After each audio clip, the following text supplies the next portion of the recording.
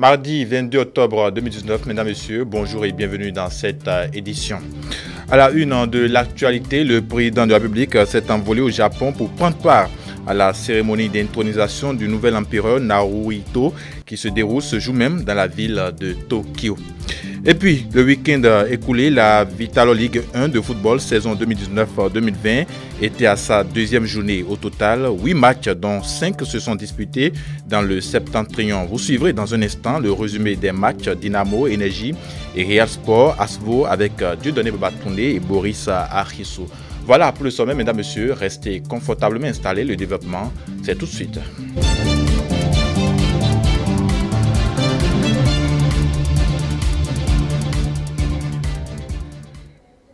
Bonjour et bienvenue à tous. Le président de la République, Patrice Talon, est actuellement au Japon pour prendre part à la cérémonie d'intronisation du nouvel empereur Naruhito qui se déroule ce jour même dans la ville de Tokyo. Suivons cet élément qui nous en dit plus. Patrice Talon prend part à l'intronisation du nouvel empereur, son Altesse impériale Naruhito, ce mardi 22 octobre 2019 à Tokyo dans la République japonaise. Naruhito qui prend les rênes après 30 ans d'exercice de son prédécesseur. Officiellement installé depuis le 19 mai dernier, il sera intronisé ce jour. Naruhito est âgé de 59 ans. Il a fait ses études à l'université d'Oxford en Angleterre. À travers cette cérémonie d'intronisation, il devient le 126e empereur du Japon. Tokyo sera donc ce mardi le pôle de rencontre de plus de 2000 invités, dont plusieurs chefs d'État. Le président Patrice Talon honore également de sa présence ce grand événement. Il a d'ailleurs été accueilli à l'aéroport Haneda de Tokyo.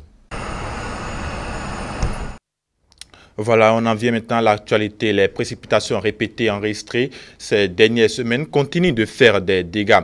Dans la commune d'Abomey-Calavi, plus précisément au niveau du pont de Djonou, la circulation est presque impossible. Et pour cause, la rivière a quitté son lit pour assiéger la chaussée, rendant ainsi difficile la circulation aux usagers. Rolinis Djaito et Semiat Yessoufou sont allés faire le constat et voici le reportage. Agla, Sainte-Cécile, Akpakpa et environ ne sont désormais plus les seuls sur la liste des quartiers inondés à Cotonou. Ici, nous sommes sur le pont de Ouédonou dans la commune d'Abomey-Calavi. Ce pont, qui relie la cité dortoir à la ville de Cotonou, est complètement inondé. Les eaux empêchent les riverains de vaquer librement à leurs occupations. Ce flux d'eau résulte des précipitations répétées, dont la dernière en date est celle de ce dimanche 20 octobre 2019. La dernière fois, là, en plein, j'étais dans l'eau quand le moteur s'est éteint, donc c'était pas facile parce qu'il y avait les bagages. Tout ça, c'est des difficultés que je peux dire que nous vivons. Pour joindre les boutiques qui sont à côté, pour nous approvisionner en produits un peu, c'est difficile de passer, de traverser. Donc, je vois que c'est pas mal de peine que nous vivons ici.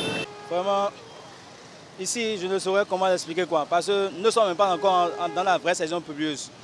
Nous ne sommes même pas dans la vraie saison pluvieuse. Et ici, il y a un pont ici, il y a un grand pont ici, il y a de l'eau de l'autre côté. Depuis un certain temps là, s'il pleut un peu, quand il pleut, il y a eu plus de 2-3 jours. Et puis l'eau a commencé à se stationner sur le pont. Vous voyez? Et ça empêche la circulation. Beaucoup de personnes ils ont du mal à passer dedans, il y a des gens qui tombent. Tout à l'heure même là, moi j'ai quitté Calavi, je suis en train de partir à Cotonou. Je vais au boulot comme ça. J'ai fait tomber mon portable dans l'eau là, tout de suite là. Mon portable est tombé dans l'eau au milieu là. Je n'ai pas pu retrouver ça. Vous voyez, c'est la pochette que j'ai pu prendre vraiment. La montée des eaux a atteint un niveau qui inquiète plus d'un. L'inondation dans Abomey-Calavi semble être un événement inédit pour certains citoyens. Pour la petite information, le dernier cas en date remonte à 2006. Je me rappelle au temps du maire Dédravo en 2006, on a connu de pareilles situations. Mais comme c'est des périodes, c'est des trucs cycliques, c'est comme ça. Je crois que, comme nous avons l'habitude de faire, on a essayé de trouver la voie pour l'eau. L'eau a coulé.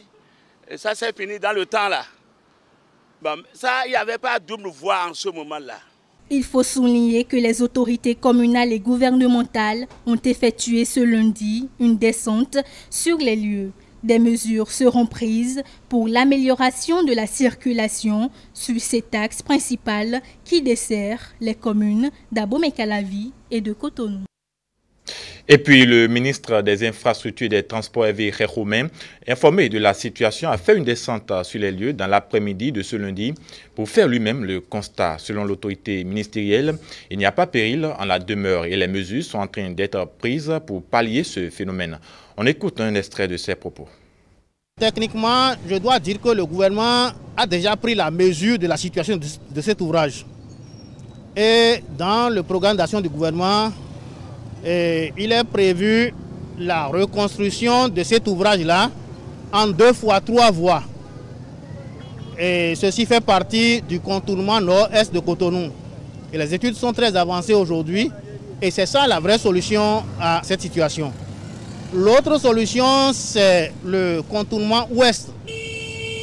La section Calavikota, Rouedo, Révier, Kokodji, qui est un autre contournement sur lequel nous avons d'autres ponts. Et lorsque nous aurions réalisé ça là, ça permettra de boucler et d'offrir des voies de contournement et déjà à ce point. Mais la solution, comme je vous l'ai dit, c'est la reconstruction de cet ouvrage qui est déjà prévu au titre du PAG dans le cadre du contournement nord-est de Cotonou. Ouverture ce jour mardi 22 octobre 2019 de la 2e session ordinaire du Conseil national pour le dialogue social. Il sera question d'examiner d'importants dossiers, entre autres l'examen de l'adoption du projet de budget exercice 2020, l'examen et l'adoption des termes de référence de l'étude sur la structuration du dialogue social au Bénin. Le Conseil national pour le dialogue social a aussi décerné un satisfecit au gouvernement et aux partis politiques pour la tenue du dialogue politique et les conclusions qui en sont issues. Suivons ici un extrait du discours du président à l'ouverture de la session. Aujourd'hui, le Bureau exécutif national du CNDS vous convie à cette 2e session ordinaire de l'année afin d'examiner avec le sérieux et la dextérité qui vous caractérise d'importants dossiers liés à la bonne marche de notre organe. Il s'agit essentiellement de l'examen et l'adoption du projet de budget du CNDS exercice 2020, l'examen et adoption des termes de référence du document de procédure administrative, financière et comptable du CNDS. Vous n'êtes pas sans savoir que notre session se tient à un moment où se déroule depuis quelques jours un événement particulier dans notre pays. Il s'agit du dialogue entamé par les acteurs politiques de notre pays sur l'initiative du chef de l'État suite aux troubles sociaux que nous avons connus au lendemain des dernières élections législatives. Nous nous réjouissons d'ores et déjà des premières conclusions qu'a connues cette concertation nationale. Le CNDS saisit l'occasion pour adresser ses félicitations et encouragements aux partis au dialogue. C'est la preuve, une fois encore, qu'avec la vertu du dialogue, nous pouvons parvenir à des solutions à toute situation, quelle que soit sa nature et son ampleur. Et parlons toujours du dialogue politique. Au nombre des propositions faites par la classe politique au cours de ces assises figurent certaines mesures d'apaisement. À cet effet, les parlementaires, en collaboration avec le président de la République, ont réfléchi à une loi d'amnistie, à ne pas confondre avec la grâce présidentielle. Ces 2 mesures constitutionnelles prêtent justement à confusion au sein de l'ensemble des citoyens. Afin de mieux comprendre chacune d'elles et la différence qui s'y trouve, Maître Bastien Salami nous donne plus d'explications. On l'écoute au micro de Eli Adjera. L'article 98 de la Constitution qui a voulu que l'amnistie relève de la compétence de l'Assemblée nationale a mesuré toutes les conséquences d'une telle mesure parce que lorsque vous prenez la décision de légiférer, lorsque vous prenez cette décision, vous avez décidé de rétablir de fait la virginité, même du casier judiciaire de toutes les personnes qui peuvent être impliquées. En revanche, lorsque vous faites le choix de la grâce, c'est seulement la réduction de la peine. C'est seulement l'adoucissement des peines qui ont été prononcées contre les personnes bénéficiaires qui, au préalable, devraient en faire la demande. Dans le cadre d'une grâce présidentielle, le requérant, c'est-à-dire la personne qui est déjà condamnée, fait une demande. Et cette demande fait le circuit. Et après avoir consulté le Conseil supérieur de la magistrature, le chef de l'État prend une décision de dire telle personne qui sont condamnées pour, admettons, 5 ans, 3 ans, puissent se voir leur peine réduite pour pouvoir bénéficier de la liberté. Mais il se trouve que ces personnes-là ont un casier judiciaire. Il sera mentionné comme quoi ces personnes avaient commis des fautes, pour ne pas dire des infractions. En revanche, lorsque on s'inscrit dans le cadre de l'apaisement, je crois que c'est la mesure la plus indiquée. C'est la mesure qui correspond à la situation. Parce que vous imaginez que l'on puisse limiter le pardon, en fait, le pardon légal, le pardon national. Si on pouvait limiter ce pardon exclusivement à des personnes déjà condamnées, ça fait désordre.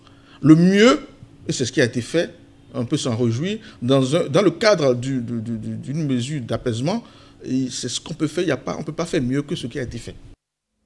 Parlons sport à présent. Le week-end écoulé, la Vitalo Ligue 1 de football saison 2019-2020 était à sa deuxième journée au total. 8 matchs dont 5 se sont disputés dans le Septentrion. À Parakou, Buffle FC, Dynamo Unacob et Real Sport, les 3 clubs de l'élite de la ville, ont affronté respectivement Jacques, Énergie et Asvo FC. À l'arrivée, Buffle et Real Sport remportent le match, tandis que les conducteurs de l'Unacob laissent filer les 3 points. Suivez ici le résumé des matchs Dynamo Énergie et Real Sport Asvo que nous fait Dieudonné Babatouni.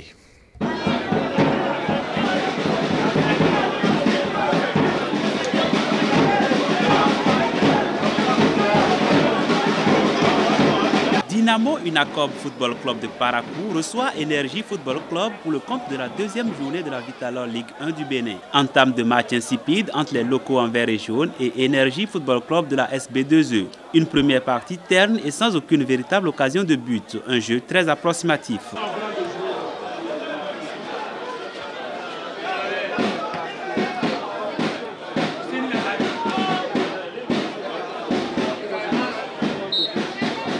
Il faut attendre la 63e minute pour s'offrir un biscuit.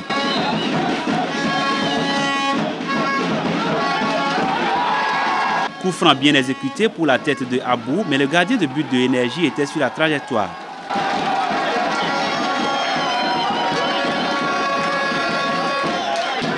« 69e minute, une belle phase de jeu qui donne lieu à un corner bien capté.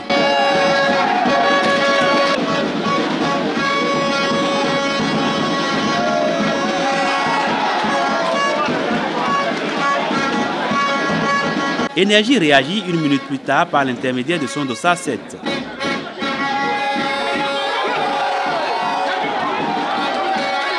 Sur ce corner, Nouroudine Gankou se trouve dans sa sortie et ne peut s'en prendre qu'à lui-même. Énergie Football Club, dominé et acculé, réussit à marquer contre le cours du jeu. Le match s'enflamme.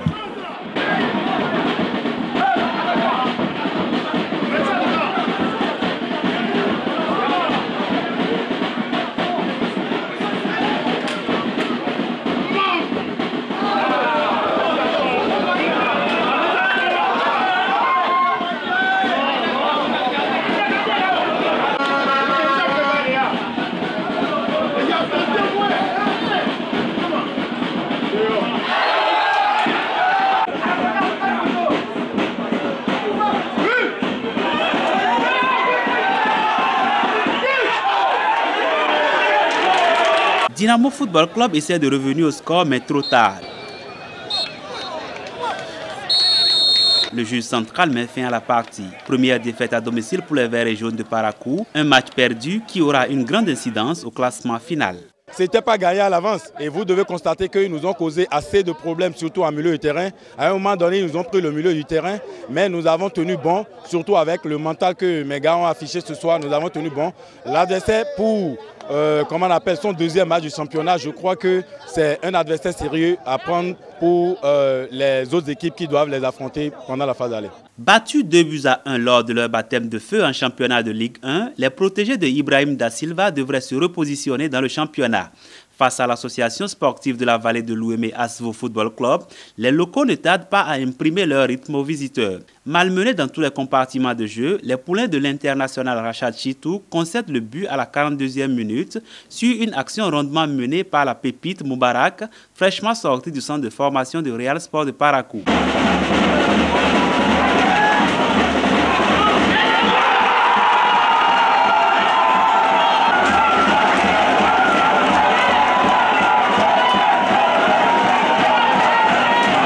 Sur ce raid solitaire, le dossard 8 des Bleus mystifie les deux défenseurs de Asvo et envoie le ballon dans le petit filet gauche des buts. L'essentiel est fait, il fallait gagner et le nouveau promu l'a réussi. Après 2 matchs disputés, Real Sport de Parakou engrange ses 3 précieux premiers points dans l'élite du football béninois. Et c'est sur cette belle note sportive que ce journal se referme. Mesdames, Messieurs, merci de nous avoir suivis et bonne suite des programmes sur la chaîne de l'excellence.